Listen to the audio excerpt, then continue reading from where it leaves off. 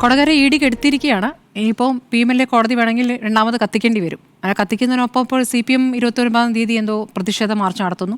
അതൊരൊറ്റ ദിവസത്തെ പ്രതിഷേധ പരിപാടി അല്ലാതെ അതിനപ്പുറം നിയമസാധ്യത തേടിക്കൊണ്ട് മറ്റു നടപടികളിലേക്ക് കടക്കുമോ എന്നറിയില്ല. അതിന് എത്രത്തോളം സാധ്യതയുണ്ടെന്നും അറിയില്ല. കാരണം ഇതിൽ കാര്യങ്ങൾ ചെയ്യേണ്ടത് ED ആണല്ലോ.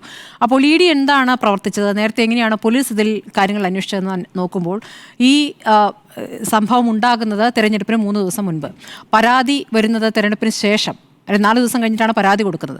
25 ലക്ഷം എന്ന് ആദ്യം പറയുന്നു. പക്ഷെ അങ്ങനെയല്ല എന്ന് പറഞ്ഞ് 3.5 കോടിയാണ് എന്ന് പോലീസ് കണ്ടെത്തുന്നു. അതിൽ തന്നെ പോലീസ് പലയിടത്തായി അന്വേഷണം നടത്തുമ്പോൾ 1.5 കോടിയോളം കണ്ടെത്തുന്നുണ്ട്. 25 ലക്ഷം എന്ന് പറയുന്നിടത്താണ് 1.5 കോടി കണ്ടെത്തുന്നത്. ബാക്കി പൈസ എവിടെയെന്ന് ഇപ്പോഴും കണ്ടെത്തിയിട്ടില്ല. അപ്പോൾ അതാണല്ലോ നമ്മുടെ ആ കേസുമായി ബന്ധപ്പെട്ട് അറിയാനാകുന്നത്. ഇപ്പോൾ ഈ പോലീസിൻ്റെ റിപ്പോർട്ട് നോക്കൂ. പോലീസ് കൊടുത്തിരിക്കുന്ന കുറ്റപത്രത്തിൽ 3.5 കോടി കടത്തിക്കൊണ്ടുവന്നത് അന്നത്തെ BJP സംസ്ഥാന അധ്യക്ഷൻ സുരേന്ദ്രൻ, സംഘടനാ secretary Ganeshan, office secretary G Gireeshan എന്നിവരുടെ അറിവോടെയാണെന്ന് വ്യക്തമായി അതിൽ പറയുന്നുണ്ട്. ധർമ്മരാജൻ BJPയുടെ ഹവാല ഇടപാടുകാരൻ എന്നാണ് പറയുന്നത്. BJP പറയുന്നു BJPയുടെ സഹയാത്രികനാണെന്ന് പറയുന്നു. തെരഞ്ഞെടുപ്പ് സാമഗ്രികൾ കൊണ്ടുവരുന്ന ആളാന്ന് പറയും. ഈ സാമഗ്രി എന്തുമാകാമല്ലോ. ആ സാമഗ്രിയാണ് പിന്നീട് തിരൂർ സതീഷിൻ്റെ വെളിപ്പെടുത്തലായി 6 ചാക്ക് എന്നുള്ള കാര്യം, ആ സാമഗ്രിയെക്കുറിച്ച് നമുക്ക് വിവരം ലഭിക്കുന്നത്. അപ്പോൾ അത് പണം നഷ്ടപ്പെട്ടയുടൻ ഈ ധർമ്മരാജൻ വിളിച്ചത് സുരേന്ദ്രനെയും M ഗണേശനെയുമാണ്. ഇതാണ് പോലീസിൻ്റെ കുറ്റപത്രത്തിലുള്ളത്. മാത്രമല്ല തൃശ്ശൂരിൽ വെച്ച് എത്രത്തോളം പൈസ കൈമാറി, ബാക്കി 3.5 കോടിയിലേറെ രൂപ ആലപ്പുഴയിലേക്ക് പോകുന്നത് വഴിയാണ് കവർച്ച എന്ന് പറയുന്നു. സാക്ഷിപ്പട്ടികയിൽ K സുരേന്ദ്രൻ ഉൾപ്പെടെ 19 BJP നേതാക്കളുണ്ടെന്ന് പറയുന്നു. പോലീസ് സുരേന്ദ്രനെ അടക്കം വിളിച്ച് കാര്യങ്ങൾ അന്വേഷിക്കുകയും ചെയ്തിട്ടുണ്ട്, മൊഴിയെടുക്കുകയും ചെയ്തിട്ടുണ്ട്.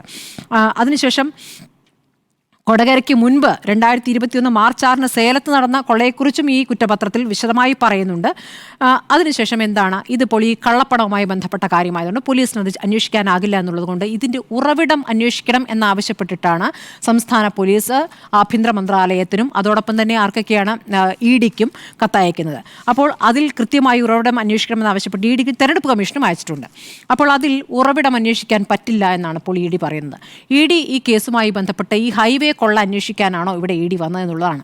കോടതി ഈ കേസ് ED ഏറ്റെടുക്കുന്നില്ലേ എന്ന് പലതവണ ചോദിച്ച ശേഷമാണ് ED അന്വേഷണത്തിലേക്ക് വരുന്നത്. അതിനുശേഷം അന്വേഷണ സ്ഥിതി എന്തായി എന്ന് പലതവണ ചോദിച്ച ശേഷമാണ് ഏറ്റവും ഒടുവിൽ ഈ കുറ്റപത്രം നൽകുന്നത്. ഈ കുറ്റപത്രം നൽകുന്ന ദിവസം എന്ന് പറയുന്നത് അതിന് തൊട്ട് തലേ ദിവസം BJPക്ക് പുതിയൊരു സംസ്ഥാന അധ്യക്ഷൻ ഉണ്ടാകുന്നു. അതിന് തൊട്ട് പിറ്റേ ദിവസം ഈ കേസിൽ ക്ലീൻ ചിറ്റ് നൽകിക്കൊണ്ടുള്ള റിപ്പോർട്ട് നൽകുന്നു.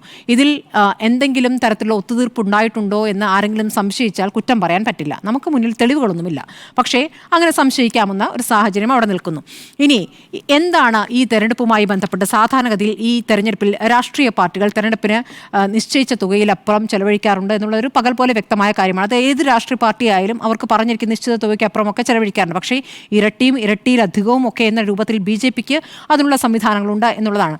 ഇനി ഈ ഇലക്ട്രൽ ബോണ്ടൊക്കെ എങ്ങനെയാണ് BJP ഉപയോഗിച്ചിരുന്നത് എന്ന് നമുക്ക് പിന്നീട് വിവരങ്ങൾ പുറത്തു വന്നിട്ടുണ്ട്. ഇലക്ട്രൽ ബോണ്ടിൻ്റെ സംവിധാനം ഈ പണം നൽകുന്നവർക്ക് എന്തൊക്കെ തരത്തിലുള്ള സൗകര്യങ്ങൾ പിന്നീട് ചെയ്തു കൊടുക്കുന്നു എന്നുള്ള കാര്യം നമ്മുടെ മുന്നിലുള്ള യാഥാർത്ഥ്യമാണ്. അതാണ് BJP ചെയ്യുന്ന ഒരു കാര്യം.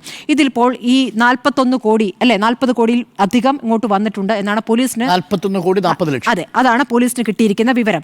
പക്ഷേ BJP നേതാക്കൾ തന്നെ അടക്കം പറയുന്നത് 100 കോടിയിലേറെ വന്നിട്ടുണ്ട് എന്നുള്ളതാണ്. യഥാർത്ഥത്തിൽ ഇത് സംഭവിച്ചത് ഈ കിട്ടുന്ന തുക യഥാർത്ഥത്തിൽ കേന്ദ്രത്തിൽ നിന്നും ഈ തുക ഇങ്ങോട്ട് നൽകുന്നത് ഇലക്ഷൻ നടത്തിപ്പിന് വേണ്ടി വിവിധ ജില്ലകളിൽ കൊടുക്കാനാണല്ലോ, വിവിധ മണ്ഡലങ്ങളിലേക്ക് കൊടുക്കാനാണല്ലോ ഈ തുക കൊടുക്കുന്നത്. നന്നായി ചെലവഴിക്കട്ടെ, നന്നായി പ്രചാരണം നടക്കട്ടെ എന്ന് വിചാരിച്ച് കൊടുക്കുന്നു. അപ്പോൾ 2021 നമുക്കറിയാം BJPക്ക് തന്നെ പ്രതീക്ഷ 1-2 മണ്ഡലങ്ങളിലാണ് ഇത്രയും പൈസ വരുന്നു. പങ്കിട്ടെടുക്കലാണ്. ഈ പങ്കിട്ടെടുക്കലിൽ നന്നായി കിട്ടാത്ത ആരോ, കൊതുക്കെറിവുള്ള ആരോ കൊടുത്തി ചോർത്തിയതാണ് ഈ കേസിന് ആസ്പദമായ സംഭവം. ഈ കൊള്ള നടക്കാനുള്ള കാരണം തന്നെ അതാണ് എന്നാണ് ഞാൻ മനസ്സിലാക്കുന്നത്. അപ്പോൾ ഈ തരത്തിൽ കേരളം പോലുള്ളൊരു സ്ഥലത്തേക്ക് തന്നെ 100 കോടി എത്തിയിട്ടുണ്ട് എങ്കിൽ, 100 കോടി എന്ന് ഇവർ അടക്കം പറയുന്നതാണ്, പുറത്തേക്ക് പറയുന്നതല്ല, എത്തിയിട്ടുണ്ടെങ്കിൽ മറ്റ് സംസ്ഥാനങ്ങളിൽ എത്രത്തോളം ചെലവഴിച്ചിട്ടുണ്ടാകുമെന്ന് ആലോചിക്കാവുന്നതാണ്. ഈ തിരഞ്ഞെടുപ്പിൽ പണം ഒഴുക്കിക്കൊണ്ട് ജയിക്കാനാവും എന്നുള്ളത് പലതവണ പല സംസ്ഥാനങ്ങളിലെ ഫലങ്ങൾ നമ്മൾ കണ്ടിട്ടുള്ളതാണ്. പല നേതാക്കൾ നിലപാട് മാറ്റുന്നതും പാർട്ടി മാറുന്നതും എങ്ങനെയാണ് നമ്മൾ കണ്ടിട്ടുള്ളതാണ്. അപ്പോൾ ഇതൊക്കെ തന്നെയും 35 സീറ്റ് കിട്ടിയാൽ ഇവിടെ ഭരിക്കുമെന്ന് പറഞ്ഞ നേതാവിനെതിരെയാണ് ഈ ആരോപണം ഉയർന്നിരിക്കുന്നത്. ഇതിപ്പോൾ PMLA കോടതി എങ്ങനെ എടുക്കുന്നു എന്നുള്ളതാണ് ഏറ്റവും പ്രധാനം. കാരണം ഇങ്ങനെയൊരു ഹൈവേ കൊള്ള അന്വേഷിച്ച റിപ്പോർട്ട് നൽകുമ്പോൾ ഇവിടെ ഒരു വെളിപ്പെടുത്തൽ നടത്തിയിരിക്കുന്നു. ഈ BJP ഓഫീസ് സെക്രട്ടറി ആയിരുന്ന വ്യക്തി തന്നെയാണ് ഈ ഒരു ആരോപണം ഉന്നയിച്ചത്. അയാളാകട്ടെ കോടതിയിൽ രഹസ്യമൊഴി കൊടുത്തിട്ടുണ്ട്, പുറത്ത് വെളിപ്പെടുത്തലുകൾ നടത്തിയിട്ടുണ്ട്. അദ്ദേഹത്തെ ഒന്ന് വിളിപ്പിക്കുകയോ എന്തെങ്കിലും കാര്യങ്ങൾ ചോദിക്കുകയോ ചെയ്തിട്ടില്ല. BJPയിലേക്ക് അന്വേഷണമേ പോയിട്ടില്ല, പോലീസിൻ്റെ റിപ്പോർട്ടേ പരിശോധിച്ചിട്ടില്ല.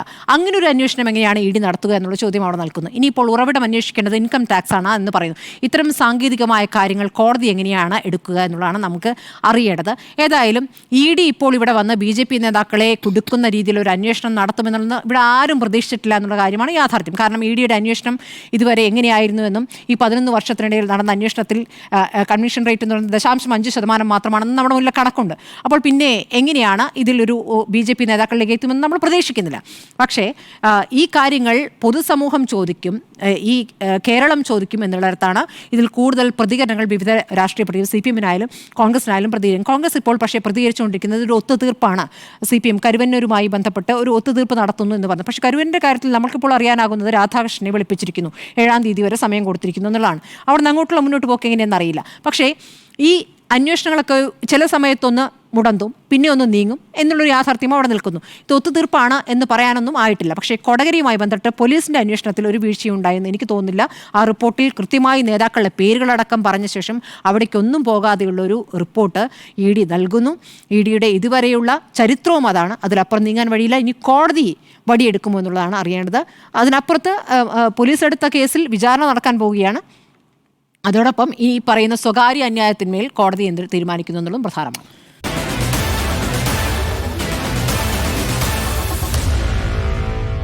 Meet the editors.